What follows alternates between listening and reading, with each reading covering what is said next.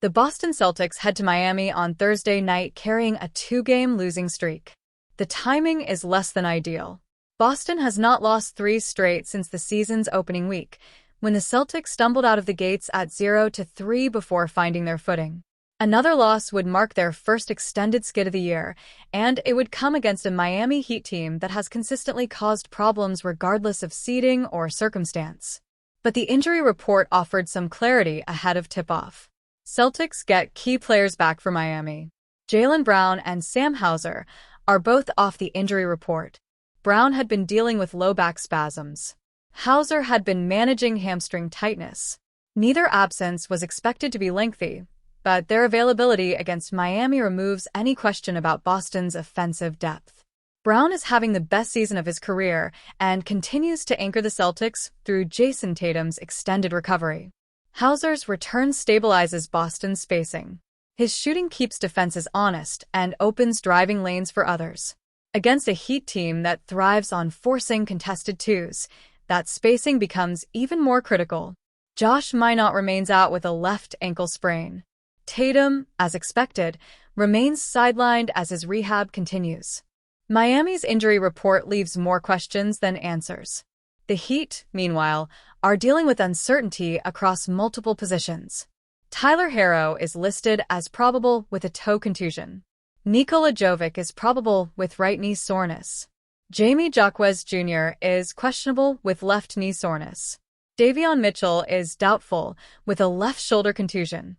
Herro has appeared in just 10 games this season due to injury, but has been Miami's second leading scorer when available, averaging 21.9 points per game. His presence changes how defenses approach the Heat's pick-and-roll game and opens up looks for others. Miami has won 6 of its last 10 games and sits 9th in the Eastern Conference at 21-19. Why this matchup still matters for the Celtics. Boston enters Thursday at 24-15, third in the Eastern Conference, and playing some of its most complete basketball of the season. The two-game skid has not erased what came before it. Brown has been spectacular. The supporting cast has stepped into expanded roles without hesitation. The Celtics have exceeded expectations while managing Tatum's absence. But the losses have reinforced a pattern that extends beyond the last 2 nights.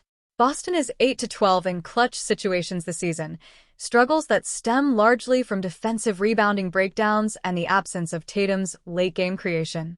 In games decided by 5 points or fewer in the final 5 minutes, the Celtics have been unable to close consistently.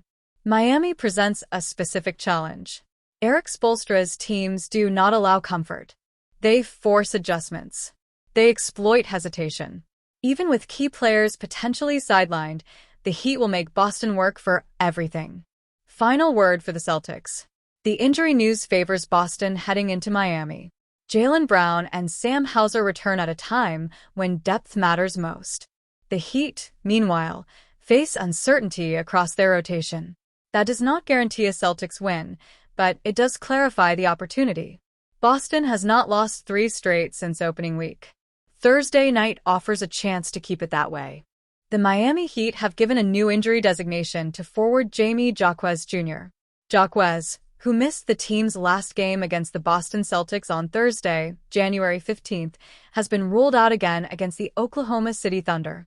The team originally announced he was battling left knee soreness before listing him as out with a left knee sprain.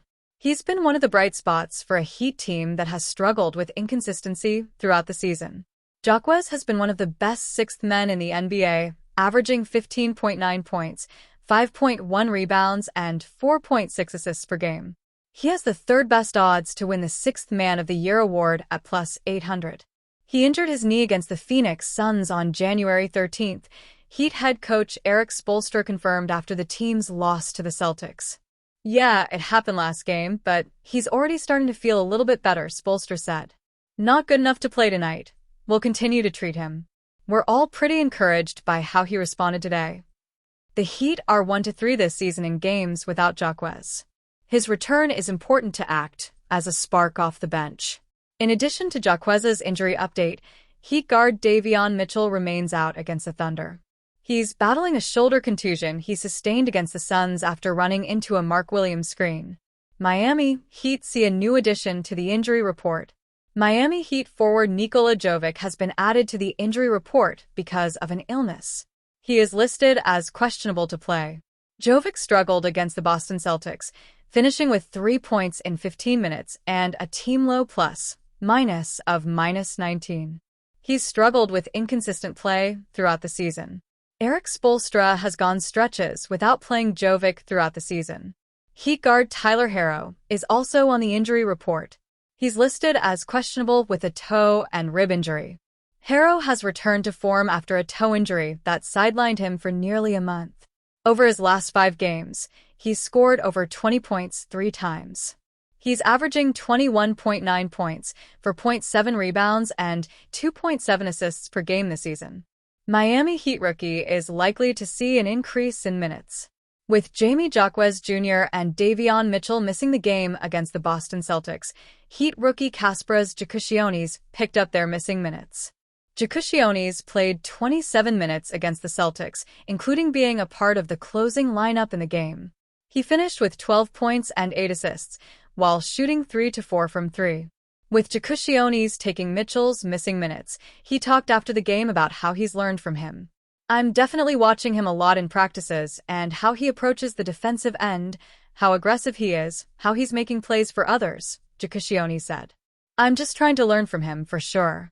The rookie from Illinois has only played in 15 Heat games this season, but if he consistently makes a positive impact, his playing time will increase in the second half of the season.